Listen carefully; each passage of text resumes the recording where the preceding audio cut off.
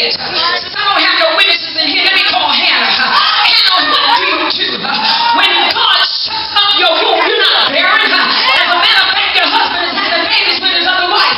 So there's nothing wrong right here.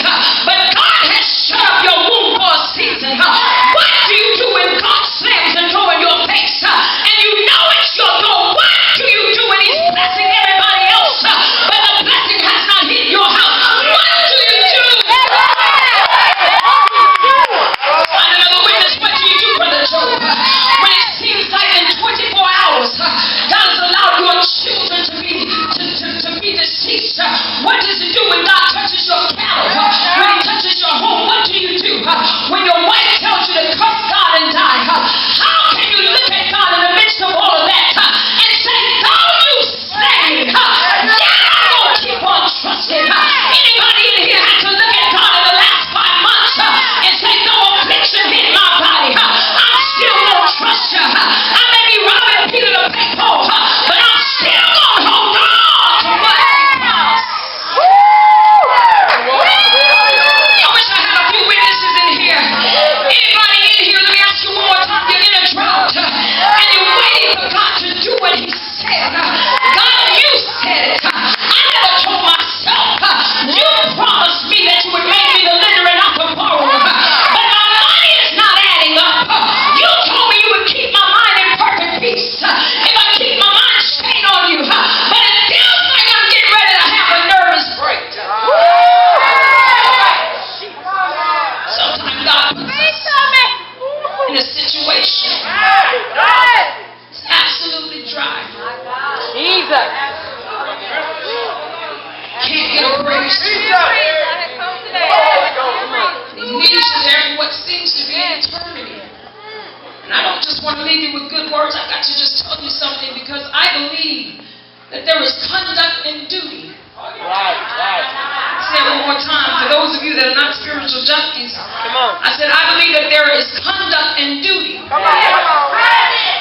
I believe there is something that we must do as believers in order to receive the rain.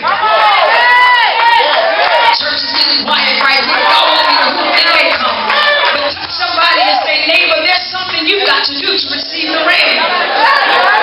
Come on, tell somebody else, there's something you've got to do to receive it.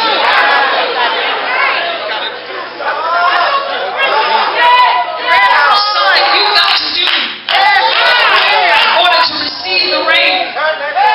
First thing the Lord said to tell you is that you have to change how you see what you see. You have to change how you see what you see. What are you talking about, woman of God? You've got to change your perspective of how you see what you're going through. Because here's the thing, our eyes is an eye gate into our souls. And so many of us in here tonight, we have stopped. We were just on the verge of God bringing us out. But when we looked at all of the haters that was telling us we weren't coming out, what you saw changed your mindset and the ability for you to come out. The Lord says there are more people that's basing their his purpose for their life based upon what they see versus what He said. I'm losing the church right now. You're missing the pivotal place in your life. The place of change, because you are chalking it up based on what you see in the natural realm. That's right. Versus what's already taken place in the spiritual realm. I understand when people say God is going to do it. God is going to bring you out. God is going to heal you. But the Lord stopped me from saying that. And He says, tell them I'm not sitting up in heaven playing Monopoly with their life. I'm not playing chess. I'm not playing checkers. What I have planned to do, I have already done it. It's been predestined before their mama met their daddy. And all they got to do is see it the way I see it. Stop looking at yourself as broke. That's false advertisement. He says, I will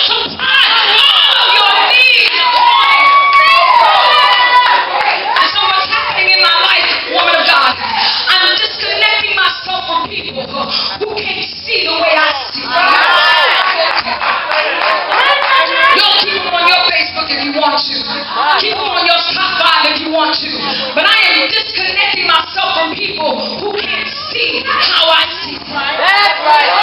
Because if you can't see it the way God has shown me, you're subject to talk me out of. Y'all ain't talking to me. Jesus. You're subject to talk me out of what God has said.